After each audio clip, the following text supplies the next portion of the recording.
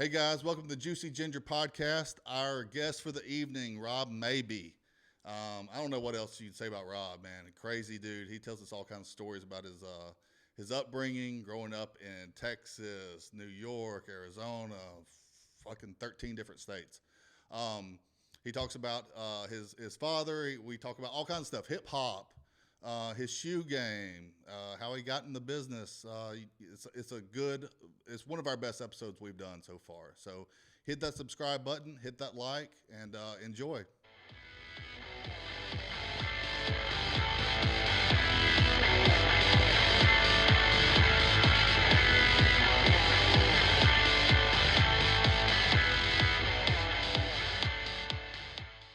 Okay, so let me tell you the story real quick. So I've gotten curvy, like I was saying in the elevator. Right. And I'm seeing this one girl, and we were hanging out last night, and after we got through banging, we were watching TV, and she slowly just started cupping my titty. Like, she was just laying on my chest, cupping my titty, like, just holding it, and I was just like, this is so uncomfortable. That's when I was like, fuck, I gotta start working out. Just had her hand on it, just, like, relaxed, just right on it. Yeah, and I do that to girls sometimes if I'm laying there. Yeah. But they're supposed to have titties. I'm not supposed to have a cuppable titty. Like, that's not the proper. Yeah. It's supposed to be arm around the side, not like on the titty. Or even at least just playing with the beard or something. She cupped. Yeah, she was full on just holding on to my titty, like where the nipple. Did you stop her? The crease of the. Yeah, no, I feel good. I moved, so like I made I'm fixing my pillows, but really it was just like, get your hand off my titties, like. That's like awesome. We didn't agree to this. This was not in the contract. Yeah, but I can't go get your hand off my titties because then we have to have a serious talk. Yeah, about then why you have to I whine. Yeah. So it gets way too deep at that I was point. just like, I can't get comfortable, and kept moving every time. She did it like 3 times. You hear that? You did it 3 times. Yes, 3 times. At that point, Back you just got to free the nip. Yeah. Well, I wasn't wearing a shirt, so because we're laying in bed. Question, yeah. But still, it's uncomfortable. But yeah. So what's up, guys? Nothing much, man. Thanks for coming on. Mm-hmm. I was telling Josh this, like, in the elevator, I only see you like once every 2 months. It feels like longer than that, honestly. Yeah. I feel like the last time I saw you was 2018. But yeah, I've seen you like 10 times, but they've been spread out. It's like, every time it's like, oh man, you've gotten good. Yeah, and at first I thought not him saying that to me. Me saying I that did to him. say that to you one time. I did. No, at first I thought you hated me because the first time we met, I made. You thought fun I of was you. Yeah, you were like. You thought Annie and I were there just like at watching the show. Right. I was working out new material, and for some reason your muscles offended me, so I just started making fun of you. You for took it. your shirt off. Yeah, I did take my shirt off. It's my go-to move if the jokes aren't working. Right. He's like, I've got the state of Arizona on my chest. It's because somebody said, let me see it. And I've been conditioned that when somebody says that, so this is what happened. So I did a horrible show in Bisbee 5 years ago, 2016-ish. Mm-hmm. And I did this horrible show. And then afterwards, one of the comics on the show said, hey, Stanhope wants us to go back to his house. So I said, all right, let's do that. I've always wanted to meet him. He's a hero of mine. So we went back to the house, and Stanhope had just had hernia surgery, and he was like, I'm sorry I wasn't able to make it out to the show, but I want to see you guys perform. So he has a sports bar in his backyard. Mm-hmm. So we were performing in front of him and like a bunch of civilian, non-comic people that were there. Right. And I did the Arizona tattooed on my chest thing, and somebody goes, let me see it, and then Stanhope goes, yeah, take it off. So I took my shirt off, and it got a great laugh. So now it just built into my brain. Yeah. Weirdly, I just headlined Chuckleheads in Bisbee. It's a club in Bisbee 2 weeks ago. On Instagram. Yeah, and I took my shirt off because the same thing. So the Friday night show, I took my shirt off, and I don't want to be the guy that takes his shirt off. We already have a dude that does that. Shout out Bert Kreischer. Yeah. And I don't want to be that guy. But I don't think you're like Bert Kreischer. No, I don't drink as much, and that's pretty much it. And I'm not anywhere near as successful as he is. But more tattoos, a little more rugged. Hang out in the hood a little bit longer than he can. But so I took the shirt off Friday night. So Bisbee is a small town. Saturday was a packed show, and there was like 4 people that had come to the Friday night show, and they were literally yelling, "Take your shirt off! Take your shirt off!" And I felt like a whore. Like I felt like a hooker, or like not even a hooker, like a high class stripper that got out of the life and is a lawyer and sees one of her old clients, and he's like, "What's up, Sparkles?" And she's like, "I'm a lawyer now, you know. I don't give a fuck. Take it off." Yeah. He's like, "That doesn't change the fact that I have $100 in my pocket." That's not what this $100 is saying. That's hilarious. Did you take it off? The second show? Yeah. No, second show I didn't. But so I didn't, and then a guy started throwing money on the stage to get me to take it off because the night before I was a little drunk and I took my shirt off. And some guy jokingly put $1 in my pants. Yeah. So then I was like, everybody that's got money, do it, and they all did it. So that guy was there the next night, trying to start it again. Threw the $1 on the stage. So I made a joke about I wish comedians got paid like strippers. So the whole front row started throwing dollar bills. Every time I do a punchline, they would throw dollars on the stage. Okay, weird story. So the whole show, I'm having a great set. It's fun. There's probably 100 people there. There's one lady, and she's sitting there with her arms crossed. And I can tell, but I'm not going to ruin the show by talking to her when everybody else is enjoying it. But in my head, I was like, if she says something, I'm going to jump on it. Yeah, I'm going to jump on it. So I'm 42 minutes into my set, and I take a breath, and she stands up. So I look at her, and she goes, when are you going to tell some jokes? And I go, I have been telling jokes. She goes, no, you've just been complaining because I started my next joke, and I go, man, I can't meet girls online. I can't meet girls at a bar. And she goes, all you've been doing is complaining. You can't meet girls at a bar. Your dad hits you too much. And, which, if you see me, she's not wrong. But so I asked. She had a point, but that's not the point. So I asked her. I go, hey, let's get a round of applause if you think I've been telling jokes all night. Everybody claps. And I go, let's get a round. I was like, comedy's subjective. Let's get a round of applause if you thought those were funny. And the whole room claps. They're hooting and hollering. And I'm feeling good. So I'm like, let's give a round of applause if you think I'm the next comedy god. Everybody claps. And I go, ma'am, I think you're outnumbered. You can sit the fuck down. And she goes, I didn't pay to see this type of comedy. So I grabbed all the ones that were on the stage. And I walked over to her table and I threw it. And I go, there's your refund. Get the fuck out. And then I went back up and I finished my set. She put all that money in her purse. She took it. Yeah. And then the owner, and it was only like $22 in singles, but then the owner of the club was like, we comped her ticket because her 3 friends had bought tickets, so we just let her in with them. Yeah, so she walked out. Luckily, some lady had come up to me, and she goes, here, and she tried to hand me money, and I go, hey, no, the club pays me. Right, she goes, I get paid. Yeah, and she goes, no, I saw that lady put the money in her purse. I'm just trying to make the universe right. And I was like, all right, but why? Why would you complain about being at a show you didn't pay for? For a free show. And then take the $22. Like, obviously, I'm telling people to tip me like a stripper. Obviously, I'm not making a ton of money in comedy. You know, like you took 2 meals out of my mouth. Fuck you, bitch. That's all I want to say. Okay, that is a great story. It got weirdly aggressive. I'm not an angry guy. So tell me about your dad beating you. Huh? Tell me about your dad beating you. Oh, okay. Yeah, we can do that. So it started. I mean, you opened it. It started when I was born. No, he waited. I was 2 weeks old. Yeah, he waited till I was 3, I think. He was a hell of a kicker. So at first it was just pushing me down because when you're learning to walk, nothing. That's just like abuse. If you're just like, nope. But no. My dad's had anger problems, you know. Yeah. Some dudes have anger problems. He was a weird dude. He did Vietnam.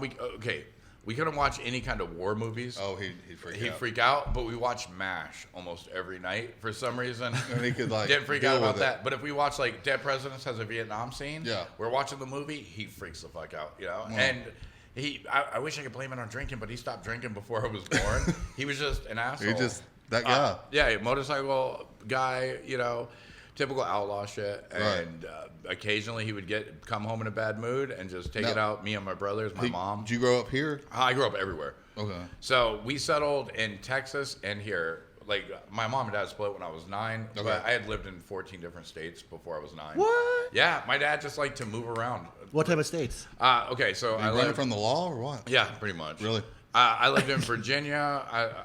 I was born in Virginia, Newport News, Virginia. Oh, that's a classic place. Bad News, Virginia. Yeah. And then we moved to Detroit, Philadelphia, Chicago, California, Arizona, Nevada, Texas, New Mexico, Colorado. We were just everywhere. Damn. So my mom left him when I was 9 in Phoenix, and me, my dad, and my little brother hitchhiked from Phoenix to Texas because we had lived in Texas in this hotel. And my dad broke his leg on the stairs. It broke. Mm-hmm. And the guy was like, if you don't sue me, anytime you want a room, you got a room. So my dad was broke. We were all broke. I was homeless a lot. So we hitchhiked from Phoenix to Texas. And then we stayed in that hotel. So I'd spend some time in Texas, and then I'd fly out to see my mom, who got her life together. My mom's the greatest person ever. Shout out. So and I would live here in Maryville, West Phoenix, with her. And then occasionally I'd get like a wild hair up my ass and be like, I'm going to go live with Dad. And I would go there for about 6 months before I was like, I need to get the fuck out of here. Yeah. Dad's crazy. Yeah, my dad lived in Amarillo, Texas. I feel like this is going to get real serious. When I was 14, me and a bunch of friends, I grew up weird because my dad married a Mexican lady. So I was like this weird, like young cholo kid that was white. And But my older brother, all Dickies and Cortezes and stuff. Right. My older brother, Anthony, he's Mexican, but he just loved heavy metal and punk rock music and stuff. So y'all totally flipped. Yeah, so he got me really into that. And so I hung out with a bunch of like punk rock kids. And when I was 14 in Amarillo, Texas, we were all hanging out and a fight broke out in a parking lot and my friend got ran over. Well, I say friend. He was like an acquaintance of a friend, you know, because I was 14. He was like 17, 18. Did you physically see it? Yeah. We were there. I got hit with a bottle in the middle of it. It was like preppy kids were always fucking up punk rock kids. Holy shit. So, you know what's fucked up? One of the most traumatic experiences of my life. Shortly after I moved to Phoenix for good, me and my dad stopped talking, you know. One day, what was it, 2017 or so, I was waiting on something, and I pulled my phone up. I'm looking at the internet, and I'm looking at new released movie trailers, and there's a movie made about that fight.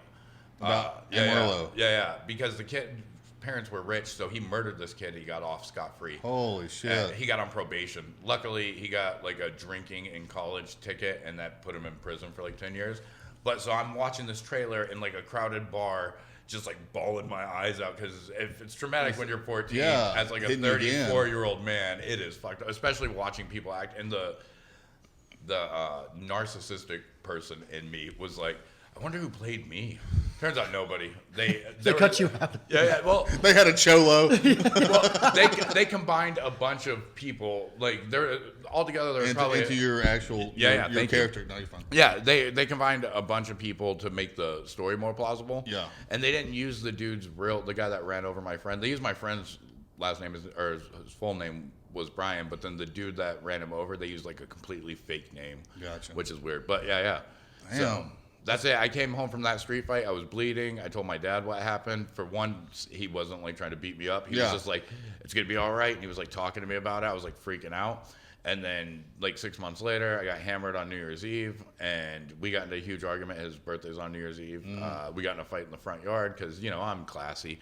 And after that fight, he was like, hey, you're going to live in Texas or in Phoenix with your mom. Yeah. I moved to Phoenix. I was 14, and that's where I lived. That's for the rest of my life. Damn. Yeah. And then my mom moved to New York. You make me tired just hearing it. Yeah, just tired saying it all.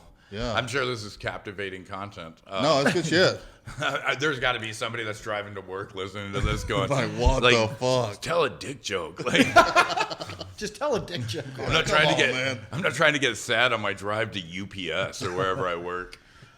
So you said your dad was like a biker. Was he just like that as a hobby? Was he in a No, that was like his thing. Yeah, he was in a motorcycle club. I'm not going to say the name of it because you don't, but you know them. Yeah, you definitely know them. There's a reason. A few documentaries about them. There's a reason I wear a lot of red and white, you know. Just growing up, it's kind of ingrained in you. But I'm not going to say their name. Wow. Yeah, it's fucked up. Well, it was good talking to you. So tell me about your relationship with your father. Well, he wasn't a in a biker gang. He was a retired FBI agent. Oh, he was after my dad. Yeah. He was the guy. They must know each other. He spent a lot of time in Amarillo. Yeah, this is starting to feel like a sting, honestly. He's right over there. All these cameras. This would be the perfect. Side note: this would be the perfect way to bust somebody. No doubt. I do a podcast about drug dealers. Come on and be on my podcast. Tell me about some drug deals you've done. You know, like we're the Chris Hansen podcast. Real holy shit. Dude, hey, no, one thing I was meaning. There's no better time to say it right now, but tell me about Ari Shafir. Like, okay, what was that whole story? Like, I've heard a few different things. Okay, I just don't know the whole story. So May 8th, I think it was May 8th. Yeah, May 8th, 2012. I was at Stand Up Live, and I was watching Rogan, and Ari Shafir was there. I think it was May 8th. No, it was 2 weeks or 2.5 weeks before that. But I'm watching Ari Shafir's featuring. Okay. And there was this loud Full Rogan. Yeah. Okay. And there's this loud chick in the crowd. She's obnoxious. He shuts her down. I go outside after. What year? I'm sorry. 2012. 12. Okay. So I go outside to have a cigarette, and I see him come out.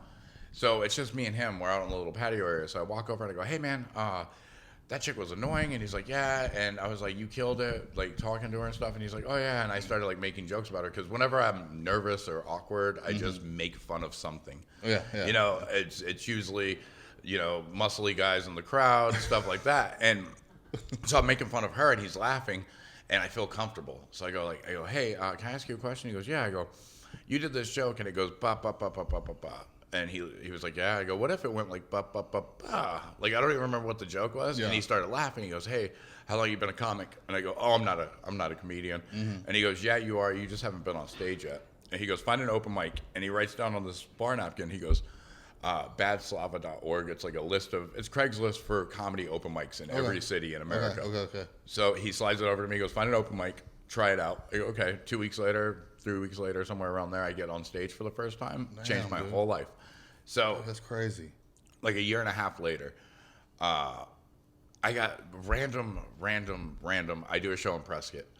And one of the guys that was either on the show or in the crowd runs like a radio station, or he's a DJ on a radio station. Okay. And he was like, I'm thinking about putting a show together and I want you on it.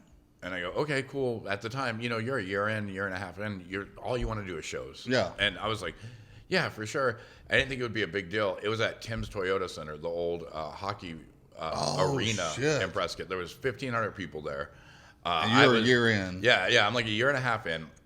So I find out all this information. They're like, we're going to pay you good. They had like a steak dinner for us. They got us hotel rooms for the night, the whole nine. Yeah. Felt like a real comic. You're like, I'm somebody. Yeah. We had to get there early like that day to take press photos and sign posters and all this stuff. So I'm feeling like real good. So I'm freaking out because I'm like, it holds 1,500 people. One, what if nobody shows up? Prescott's kind of a small town. As a comic, how many minutes do you have? Like I would say, strong minutes. I would say 6 or 7. Okay. And I'm supposed to do 15. Oh yeah, that's scary. That's so scary. So leading up to it, because he let me know like a month in advance. So leading up to it, I'm writing. I'm working out every night, and I'm freaking out a little bit because I'm afraid there's going to be nobody there, and we're performing for an empty arena, or that I'm going to bomb pretty bad, you know? So the night before we're supposed to go out there, it's on a Saturday. The Friday night, I'm like, I just need to get out of my head. I go to the Improv to see Joey Diaz, and Ari's opening for him.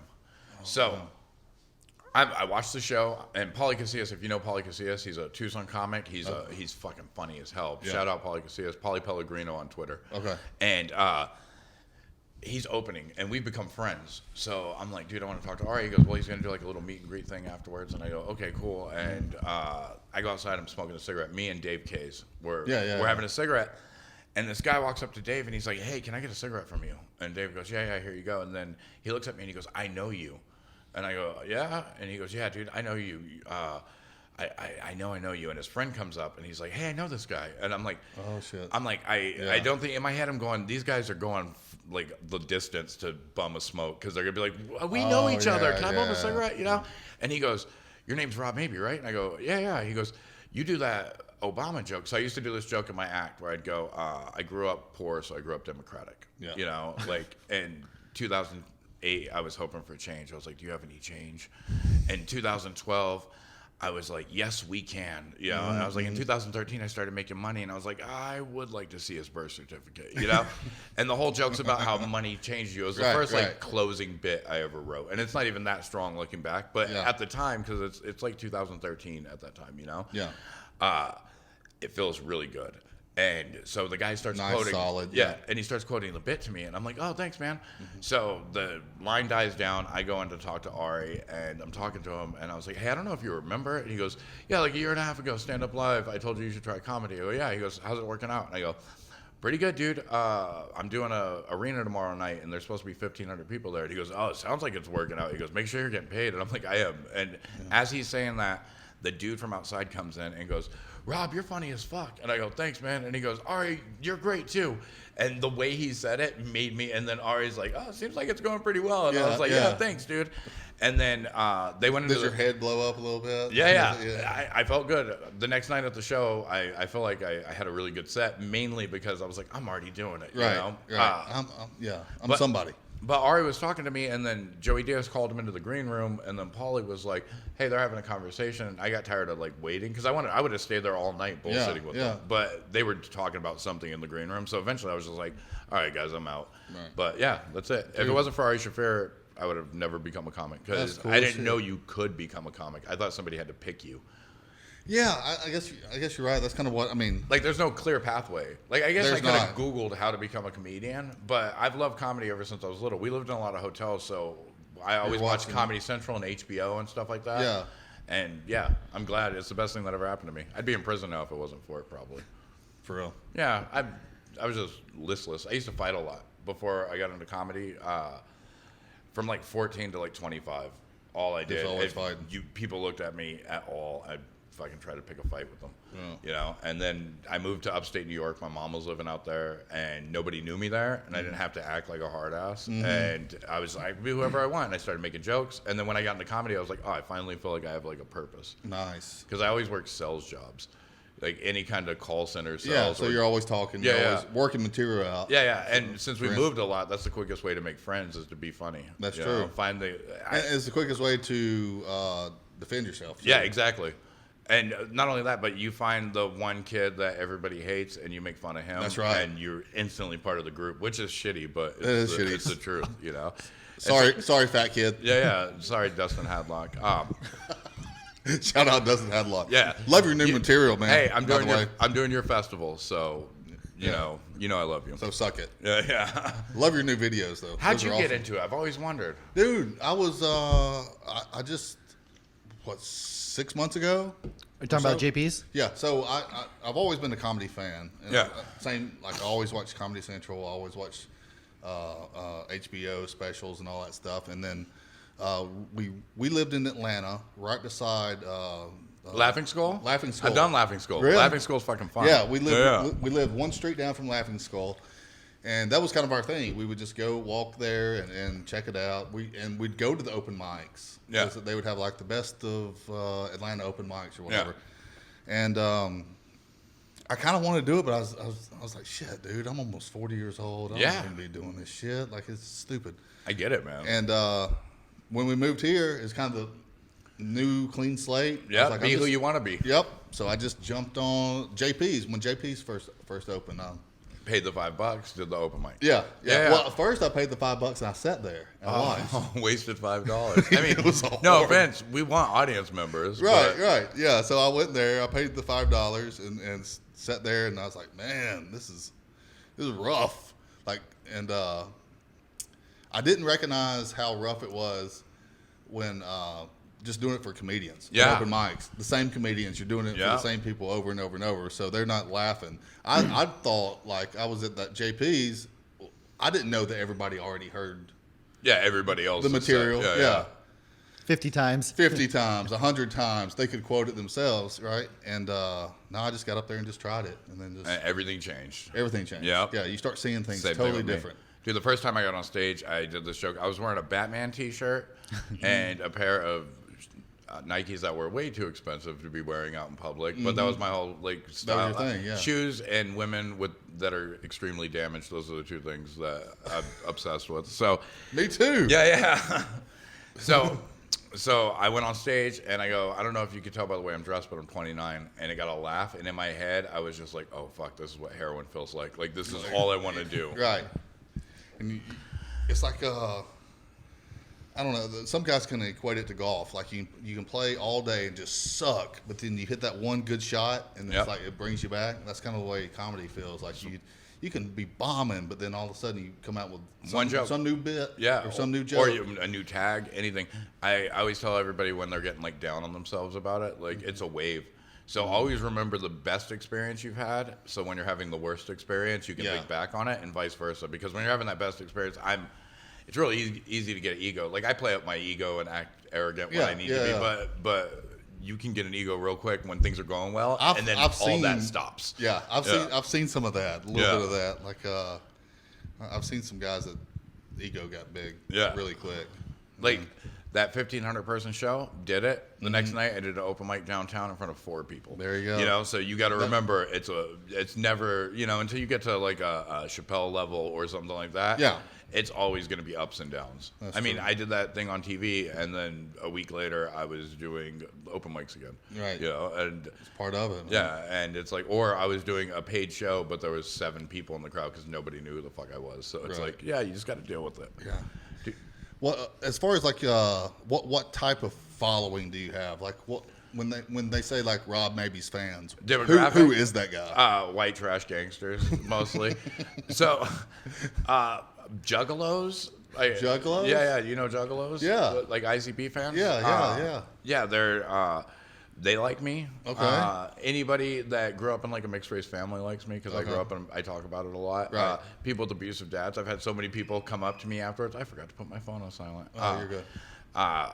So many people have come up to me and been like, dude, my dad was the same way. You know, it was hilarious. Oh, here's a fucked up story about my dad. So Okay.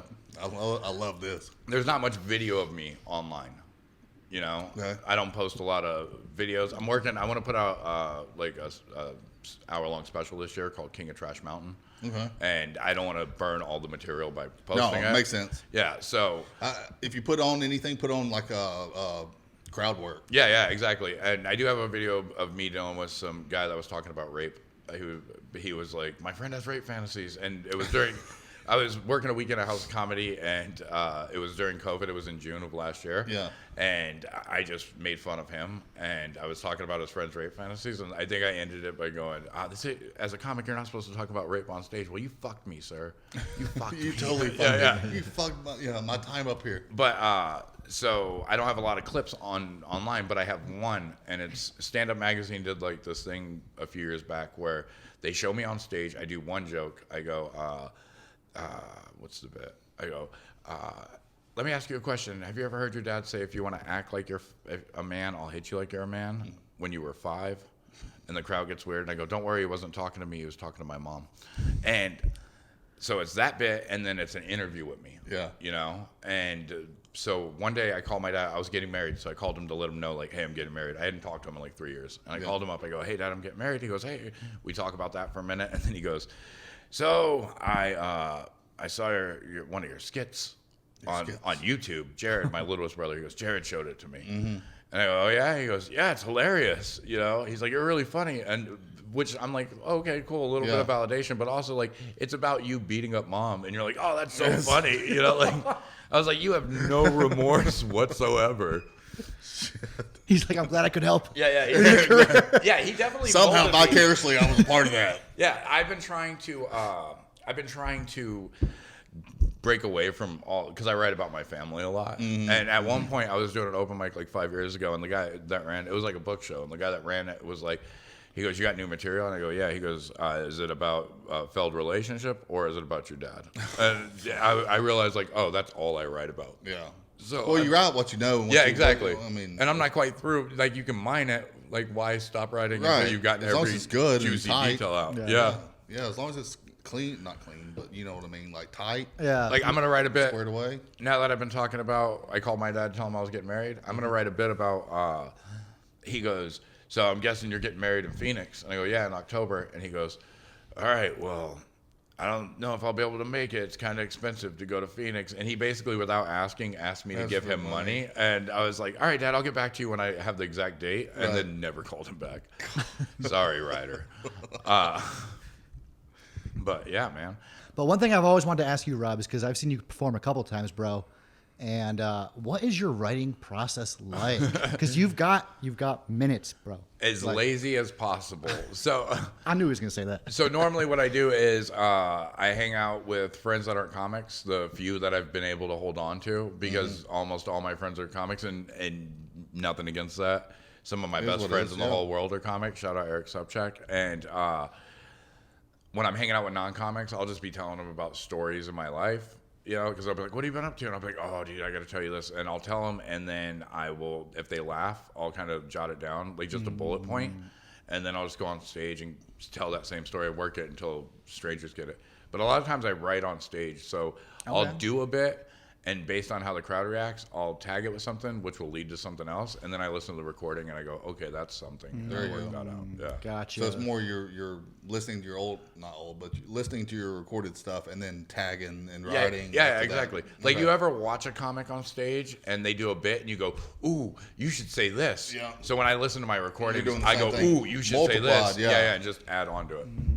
Gotcha. That makes sense. You hear that a lot. Like I try to write, and I've said this 100 times. Like, but most of mine is like driving down the road, and It pops into your head. yeah, just crazy shit. Yeah, I don't feel like you can force inspiration. Yeah. And I try for months. I try to sit down and like come up with something, and I can't. The closest I got is I'll write non-funny stuff. So normally at some point in my day before I have to actually do like responsible stuff, I'll just be laying in bed and I'll start writing either in a notebook or typing on my phone, just like what I'm thinking. And occasionally I'll read that back and go, ooh, there's something there. There's something there. But most of it just comes from conversations with people. So if we're ever having a conversation and I walk off like abruptly, it's because I'm typing something on my phone. To, Okay. Like, remember this for so you later. keep it going. Yeah. I said something funny. He might be notating it right now. Let Check back in later. Let me ask this: like, so you've been doing comedy for 9-10 years. 8 years, May 8 years. Yeah. Okay. So you look back at like the stuff you did 7 years ago.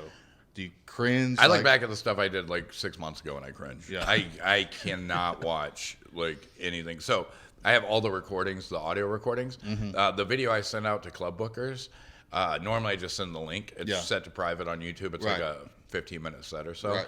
But one day I was bored, so I was like, I'm going to watch it. And it's got some material I still do in it, but all of it is not as polished as it setups, is. the tags, It's everything's- all, there's meandering stuff. And Yeah. I'm like, oh no. So Hey, it's real broke up hard. with my girlfriend. Yeah, that's why I just hired a social media manager. Not really, I'm not paying her shit, but she's gonna manage my social media. Okay. Because I filmed a whole video at Cobalt last Wednesday, and it was a good set. I think it was a good set. Yeah. And I started watching it to cut things out to post. Yeah. And I was just like, after 30 seconds, I was like, I don't want to watch any more of this.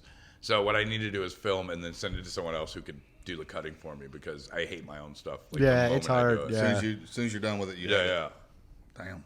Yeah, but what are you going to do? Yeah, that's what gets you better, I guess. Yeah, Right? if you always hate your material, you're always going to try to be better. The one thing I fear is one day I'm going to be like, ooh, this is great, and then I'll just get shitty. Yeah, Annie records all of mine, and Josh at the shows. And then when I look back at it as soon as I get it, I look at it. I'm like, oh my god, that's so bad. People say you hate hearing your own voice. I hate watching myself on stage because it feels awkward. Now, other people are like, oh. And you see what little ticks you have. Yeah, too. nobody else sees it. Yeah. Like, and I see that with other comics sometimes too. Like, there's a comic in Phoenix that when he's talking, sometimes he'll hold the microphone, he'll shake it like a cigar almost. Yeah. And I ask him, I go, do you notice that you're doing that? He goes, oh no, I didn't know. And I was like, I do. Every time I see him now on stage, that's all I can There's focus one I on. see. with And the he's cigar, hilarious. actually. Okay, this guy isn't funny. He looks like me too. This guy isn't funny that he does the cigar. But Yeah. No, so he's a different guy. No, he's super funny. It's Yeah. just the thing. So when you I went to Stand Up Live last weekend and saw Tom Segura. Yeah. One of How the- was he? one- Tommy oh, Buns? Is he all healed up? Is he all fucked up? Well, still? he's still fucked up. He has some bits about that and all that. So it's almost, granted, I'm brand new into comedy, right? Yeah. But it's almost made it where I can't laugh at it because I'm sitting there trying to figure out how he came up with that joke or how he wrote it. And It's like a professional football player watching game footage. Can't Like, they're not appreciate it. enjoying it. They're going, oh, he should have done this or he shouldn't have done right. that. Or Yeah, holy yeah. shit! How I did can't he do believe that? how he Yeah, did yeah, that. yeah. Yeah, that was crazy. That's how I get too. I don't go to much live stand up. I usually pop by one of the clubs every weekend if I'm not booked somewhere. Yeah. To watch, but I'm doing it just to go like, ooh, I never thought about doing like certain things you can do, like the way you can pause or like how you can go like, oh, because a lot of people say I'm very conversational, but some of those tricks, where it's like punchline, or punchline, tag, and then you go, oh yeah, I'm not actually forgetting that. It's just that's how I the did joke that on goes. purpose. Yeah. Yeah, I've got a few like that where I'm like, where I turn it a couple different ways, acting like I forgot. Did you enjoy Segura though? Loved it. Yeah, he's a beast. Oh, he was great. He was great. He's one of the best I've ever seen. Yeah. He had a way of working crowd work, but it wasn't crowd work. Yeah. It was like a moving- con artist movement. It was a transition. Yeah, because he was asking them questions to lead them into bits. Yep, Yeah, exactly. that's really good. Yeah, it worked out perfect. The way he laid out the questions, the way the guy reacted, because he only gave him a couple different ways to react. Yeah, and it's he had a like bit for either way. it's like a weird like hypnosis thing. It was. Where it's like I'm asking you this, but I know what the answer is. Like David Blaine. Whatever your answer is, I know which way I'm going. Yeah. I can twist it. Think of a number, but you already know the number they're gonna think of. Yeah. Yeah. So that was eye opening. That's the first time I've ever. I'm sure it's not the first time I've ever seen it. It's the first time I ever recognized Focused on it. Yeah, because now you're watching it from a player's point of view and not from from an audience member's point of view. Yeah, a little more tactical. Yeah. It's cool. So, Josh, how'd you get it? I know you're like co-host on this. So how did you get into comedy? Oh, I already asked you that, huh? You did. Okay. you're actually our host right now. Yeah, seems I'm like. taking over. So welcome to Maybe Chat. How you guys doing? Now, Rob, one other question I wanted to ask you, dude, is one of the things that I noticed right away was you listen to good music. Yeah. Okay. Whether it's Outkast, Wu-Tang, or Run the Jewels, right? Run the Jewels. You see my tattoos? The new ones? Exactly. Tell me, like, what got you into Wu-Tang? Okay. Where did that start? So the first record I remember buying was an NWA record. Oh, I got. Okay, go. And I don't know. I love hip hop. It's just, but things you might not know about me. I also love Selena to like death. I love Selena. There's a few country songs I like, very few. There's 3, but punk rock music I listen to a lot too. But I love hip hop. Growing up, so I went to school for sound engineering because when I was like 15, 16 years old, I painted graffiti and all my friends were rappers. So This was in Texas? no, this was here. Phoenix. Yeah. I actually spent 6 weeks in juvenile hall for, or YA, whatever you want to call it, for painting graffiti. We got caught. But all my friends were rappers, so I wanted to hang out with them more. So I started learning sound engineering so I could record them and No stuff way. like that. I executive produced 2 CDs. My mom moved to New York when I was 16. So I got my own apartment because I was tired of moving because we've been moving my whole life. So I just got my own place. And I In turned New York? Yeah, here. Oh. And I turned my whole studio apartment into like a recording studio. My dude. So I just love it. I can't tell you when I fell in love with hip hop, but I definitely it's my go-to thing. Yep. I have AirPods in my pocket just Right. specifically if I'm not talking to people that I like if I'm at a show and I don't know anyone on the lineup or they're dicks, I just listen to music until I go up. Yeah, Yeah. totally, dude. I kind of got the similar thing where one of the first like hip hop records I played was obviously like Eminem, and then after that was Well, NW. obviously Eminem. Why? As a ginger, as a ginger, you have to listen to Eminem first. Right. It was the first time I ever watched MTV, It's the- TRL. You know what I mean? Circa 1999, Yeah. Okay. and Real Total Slim Request Shady. Live. Yeah, exactly. TRL. Shout out to Carson Daly. He was like in '99. My favorite artists were Eminem, Korn, and Britney. Yeah, and Britney, Mandy Moore. Mandy Moore, yeah. Backstreet Boys, Was you a Britney fan or a Christina fan? Britney. Hell yeah. Were you a Backstreet Boys or NSYNC fan? Good question. I go back and forth with 98 this degrees, all the right? time. Oh I man. was Color Me Bad. I was before both of y'all. Yeah, I believe that. No, Yeah. I saw that. I'm 37. No, we're close. Yeah. But Okay, so you found Eminem. and then it went to Then NWA's got the- Greatest Hits. Yeah. All right. I'll never remember driving back from the Holyoke Mall, okay, playing that with my parents. And it opens up with like a skit of them going to jail. And my dad, just redneck as fuck, just being like, what the fuck are we listening to? You know what I mean? And he's like, I bought this for you? Like, so then it was like maybe a month later, we crushed that CD. You know what I mean? Yeah. And I'm like, what's next? Wu-Tang. Yeah. Greatest Hits. I was on like this greatest hits thing because I didn't want to couldn't you buy had like to buy every CD. music back then. Right. So, Exactly. You Yeah, had to make the buy most 6 out of it. CDs. You know what I mean? Yeah. That and soundtracks. My dad had the NWA cassette in his car. He drove a Chrysler Town Car, and he knew all the lyrics on that whole That's dope. cassette. Yeah. My dad's a weird dude too, but That's interesting.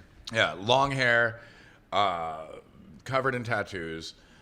Biker. Biker. NWA. Loved NWA. Ice Cube. More West Coast stuff. Yeah. But yeah. I'll tell you what, when I first moved out to Phoenix, right, and the radio station was 101.1, when they still played like old school shit. Yeah. First time I'm driving down the 101 and I hear Colors, and I'm like, By Ice-T, it's a classic.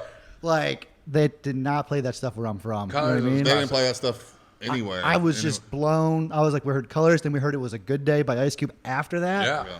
I'm like, I don't need my iPod. So You you're know from what I mean? Massachusetts, right? Originally, because that's where all gingers come from. That's Pretty where much. that's where the spring is. That's what spawns Something you. like It's that. Ireland and Massachusetts. There's the connection. So there's the connection. You don't have a lot of. I'm guessing you didn't listen to like a ton of West Coast stuff. Do you know about? Do you know about like Lil Rob?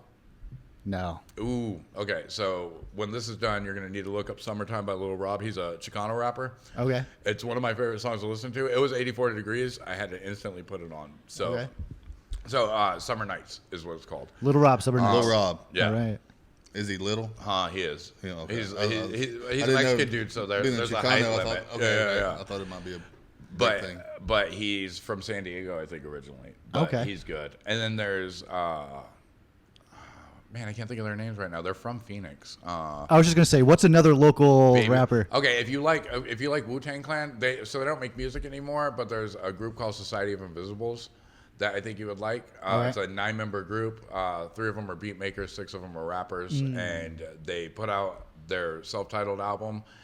Signed a record deal with Baby Grand, which has like the Jizza and the RZA on it. Okay, got you. And then they started working on their second album, Episode 19, before breaking up. Those are the guys I grew up with. So yeah, I got their logo tattooed on the inside of my wrist. I think I'm the only non-member that has it tattooed on me. Gotcha. But you would like them. Hell yeah, dude. Yeah. And then just because you got so much knowledge on Phoenix and everything, what is your favorite taco shop in Phoenix? Oh, okay. So that is Tacos Mitch on 16th Street and McDowell is really good. That's the spot. If you're looking for like actual like street tacos, Tacos Mitch. Okay, nice. Cool. And then last question I got to ask about Phoenix. Yeah. All right, Rob. So you've been here since 2012 doing the comedy thing, right? I've been You were here saying? since Comedy-wise. 2002. Yeah, 2012. Been doing comedy. Comedy, right? So you've seen, comedy in the scene for that long. Where do you see the Phoenix comedy scene in the next 5 to 10 Good years? question. Dude, only getting better. We have some killers. And we got some clubs out here too. And like- we have we have a lot of clubs, a lot of A-level clubs, and a few B-level clubs. Like we could have a scene. The problem is we don't have people that come out and support local comedy on a regular basis.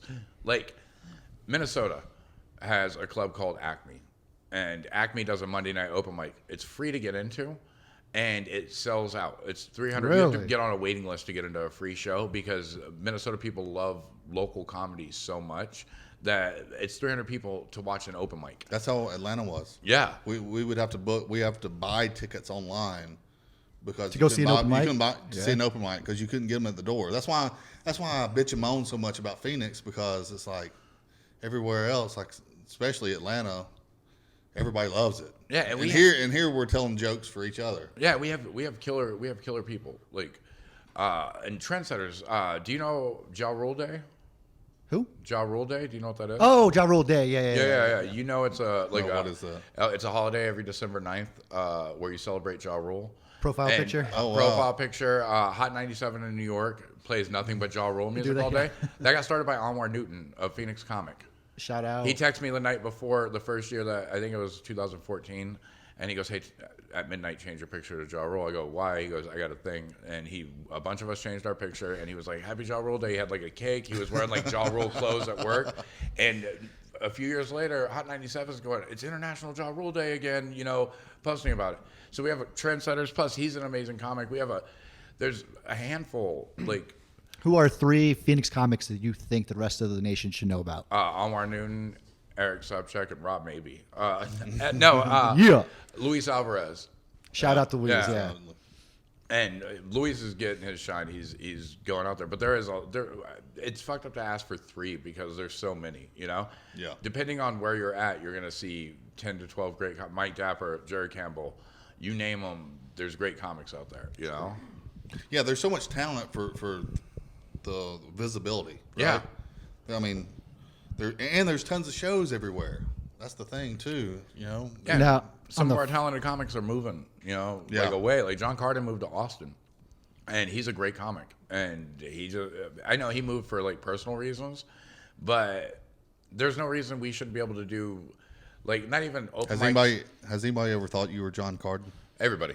Really? Yeah, literally everybody thinks. I get tagged in his pictures. He gets tagged in mine. For real? So when he first moved here from Seattle, I was on the road. And when I came back, I go to do this open mic, and he goes, "Hey, you must be Rob Maebe." And I go, "Yeah, what's up, dude?" And he goes, "Do you know how many people have come up behind me and hugged me? And then when I turned around, been like, oh, shit, my bad." Yeah. Because they all thought he was me. And Makes sense. And now people think it's a funny joke to be like, "Hey, John." "Oh, sorry, Rob." Like you can tell that they know it's me. Right. And which is fine. But at some point, I'm like, it's hack. 1,000 people have done this. It's like, come on, You bro. know? Yeah. That was funny 3 years ago. Yeah. But yeah, he moved to Austin for personal reasons. But the problem with Phoenix is we're so close to LA. Once you get to a certain level, you're like, I'm gonna move away. You know, like Mike Turner moved to LA, Jesse Johnson moved to LA, everybody. Michael Longfellow moved to LA. You just go like, okay, it's time to move because that's where most of the industry is. But I think since COVID hit, now the industry is where you make it. You know, I got 3 cameras pointed at me right now. Right. Yeah, that's true. I mean, there's no. We were talking about this, like the whole. There's not a New York, LA scene, Austin. Like it's everybody's on level playing ground now. Yeah. You know, it's and that's where your social media comes into play. Yeah, dude, I'm so bad at social media. I need to get better at. That's the one thing that What's your social media handle? We'll plug it right now. Rob Maebe. At Rob Maebe. At Rob.Maebe. So apparently, if you delete an Instagram account and then you wait like 8 months and try to get that like a new name, it won't. It'll still like they just hold on to it forever. Apparently. Yeah. So Instagram's at Rob.Maebe. Maebe. You heard it here. Yeah. Awesome. Now on the flip side, so that's like, what is your theory for like the comedy scene in LA for the next like, we'll say year to like 5 years? So this is what I think. I think that eventually things are going to reopen, go back to normal, and then the Austin comics are slowly going to trickle back to LA. Agreed. Because you know, Rogan's great and all, but you can't go out there and expect to like just have a career, especially if you want to write for TV shows and stuff. You know, what is it? The Writers Guild of America isn't moving to Austin. No, you know? and people don't understand this either. Rogan's views have went down 80% since he moved to Spotify. Yeah. Really? 80%. Dude, I used to check an episode out every once in a while, and when he moved to Spotify, I was like, oh, because I use Apple Music, so I was like, I'm not going to download Spotify just to listen to Rogan, as shitty as it sounds. You know? Me either. I haven't done it either. I used to listen to 2 or 3 a week, and I haven't listened to him since. Yeah, I'll check the YouTube Clips channel, and if there's somebody on that I really like, then I'm like, okay, I'll go check it out. But if not, I'm not going to do it. Word. Well, that's all I got, man. Damn, I got so many questions for Rob. So let's rattle some off. Real quick, Kenny. So the first time we met, he was wearing this yellow ODB shirt.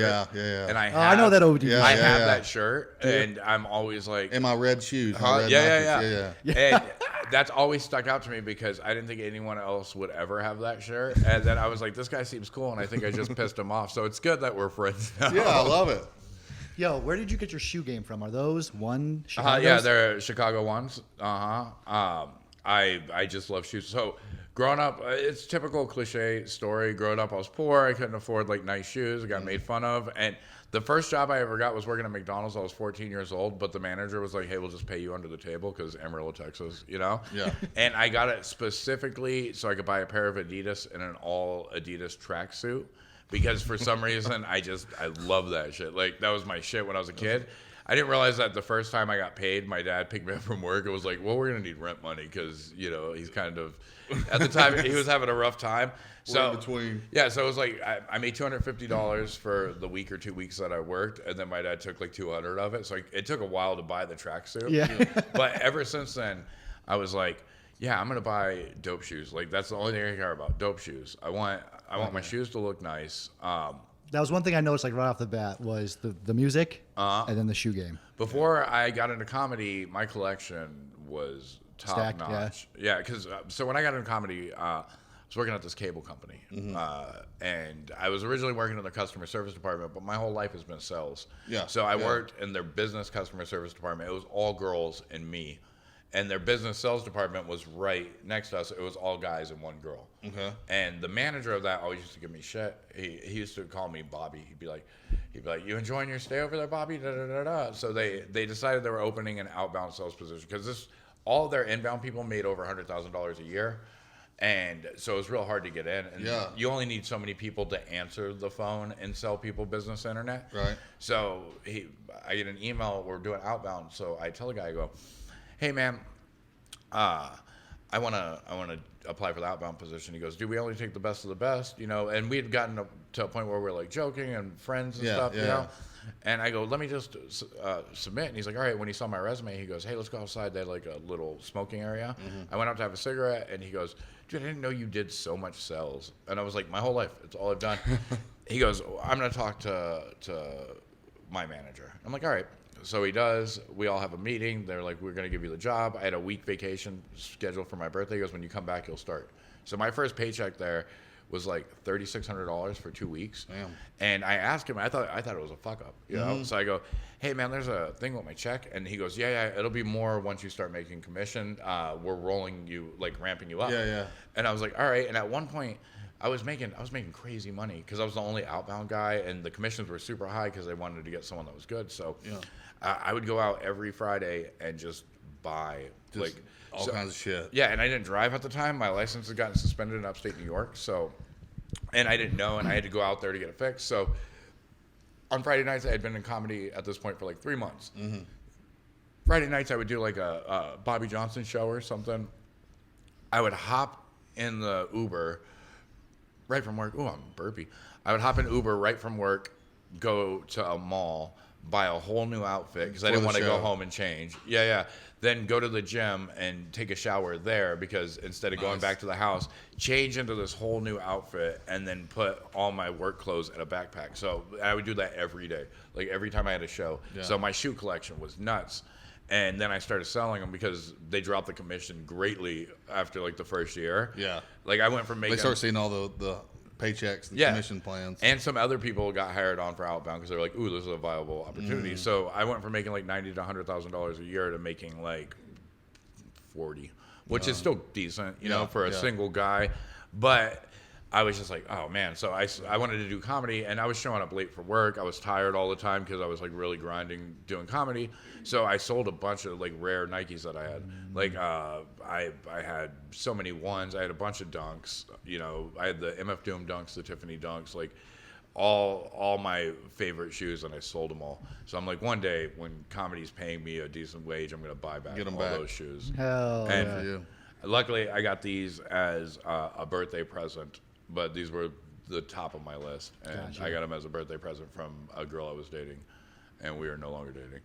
What's up? But I hear bet that she a lot enjoys from you. the coach purse. What's up? Yeah, I hear that a lot from you. Yeah, dude. You're no longer dating. Everybody loves me until they hate me, you know?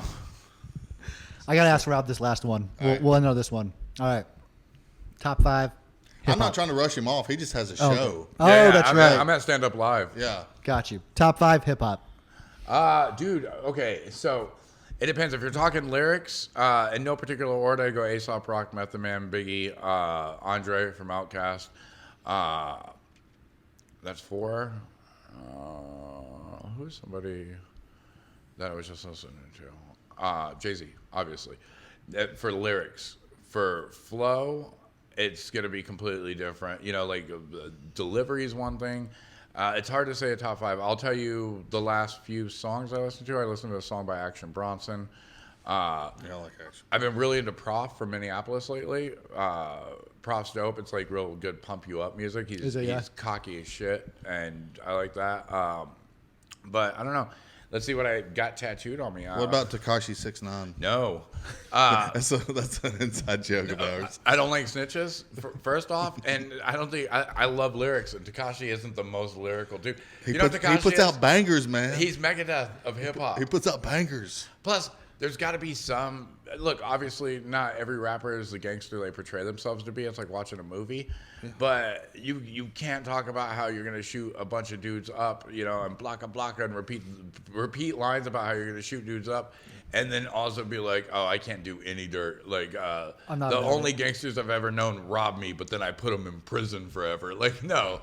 I'm good on you, Tekashi. Yep. What's up? Okay, well, But I'll be over here with myself. No, yeah, you can do that. I watched the Showtime and the Hulu documentary on him. Yeah, I watched it. And yeah. I love both of them. I appreciate his marketing. Yeah, I appreciate him as a business person before I appreciate him as a rapper. And okay, in the Hulu one, when they were showing like all the clothes he used to wear before he was a rapper, I would have wore all that shit, like the stuff that just said like pussy. That like, he came shit out like with that. his Yeah. branding. Yeah, I would have wore that. Yeah. But as far as a rapper, like okay, if I want to get real hype, a Tekashi song might have done it, but it can't now. Like now when it comes on, I'm just like, nope.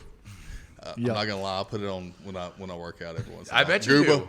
Yeah, These muscles don't come out of nowhere. Hey, thanks, Tekashi. dude, I get it. Who's Waka Flocka Flame does that to me. Yeah, Waka. Waka's got a very like Yeah. Tekashi style, Wild or Boy. vice versa. Right. Yeah. Wild Boy, right? Yeah, Wild Boys. Dude, that video, I'm not a huge fan of Machine Gun Kelly. I mean, he's a that pretty video- dude. But yeah, that video, when it cuts to like the non-beat and Walker goes, "You think you're a good rapper?" And he goes, "Yeah, I think so." He goes, "What about you?" He goes, "Nah, I fucking suck as a rapper." Like, that's the most real shit I've ever seen. For real. He knows. So, real quick, a little hip-hop trivia. His aunt and his uncle were big in the drug game in Queens back in the day. Waka Flocka Flame. Okay. So his aunt has managed a bunch of rappers that have gone on to do like big things. Wait, no, it's his mom and his uncle. I was gonna say, yeah. yeah. And I always have respect for that, you know. And Waka's music gets me hype, but I like lyrics a lot, so it's real hard. Like I can listen to like 2 Waka Flocka songs or half of a Tekashi 6ix9ine song before I'm like, all right, let's throw something else on. I got you. All right, word, man. You got anything else? I had a whole list, but we'll You did have a whole list. Man. I was Part fucking two. surprised. Hard. I like it. We'll do part 2 another time. Yeah, we need to do a part 2. I'll be back, man. All right, cool. I'm moving in. I wasn't trying to rush him off. I'm just trying to get you on your show. Anything you want to plug? Your social media was the Rob.Maebe. Yeah, on Instagram? at Rob.Maebe on And Instagram. spell out maybe for Maebe. My Twitter is currently suspended. It's always. it's at currently suspended. Yeah. Oh, if I ever get it back, that's what I'm Get going to that. change it to. Yeah. What do I have to promote? You don't have to get it back. Just create a new one. I'll be at Stand Up Live not Stand Up Live. I'll be at Stand Up Live tonight. I'll be at House Comedy with Sam Tripoli, April 22nd to the 24th. Awesome. Yeah, I love Sam. He's a fucking You'll be lunatic. at Improv. I'll be at Improv Mania April 2nd. I will be at. There's a lot going on. I need to be more prepared. You had a whole list for questions. I can't even remember. So where I'm Sam supposed to be. Tripoli. Yeah. Okay, well, that's cool. Yeah, man. Sam Tripoli's cool. He's a fucking badass. And I'll be at House Comedy Monday to watch Camilla Cleese and John Cleese because John Cleese is a legend. Yeah. And Camilla's badass. We were just talking about that. Yeah. And then we'll see him April 2nd as well. Yeah. Yeah, Well, April her, 2nd, yeah. I'll be there. Yeah. But yeah, that's it. Fuck yeah. And All right. check my Instagram. I'm gonna do better, guys. Yeah. I'm gonna do better. Do better. We'll send you some clips from this. Yeah, please do. Yeah, we'll do that. Fuck yeah. All right, man. Well, appreciate it. Hit that subscribe button. Follow us. Yeah, we come out every Wednesday. This one will probably come out. Well, you guys will know when it comes out. But yeah, every Wednesday morning. So appreciate it, guys. Have a good one. Awesome.